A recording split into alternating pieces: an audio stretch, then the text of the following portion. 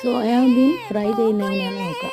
അതിനുവേണ്ടി സോയാബീൻ എടുത്ത് കഴുകി വൃത്തിയാക്കി നന്നായിട്ടൊന്ന് വറുത്തെടുത്ത് മാറ്റി വയ്ക്കുക. അതിൻ്റെ കൂടെ മുളക് പൊടി, മഞ്ഞൾപ്പൊടി, മല്ലിപ്പൊടി, ബീഫ് മസാല, കുറച്ച് ഗരം മസാല, വെള്ളം ഒന്ന് കുറച്ച് മാറ്റി വെക്കുക.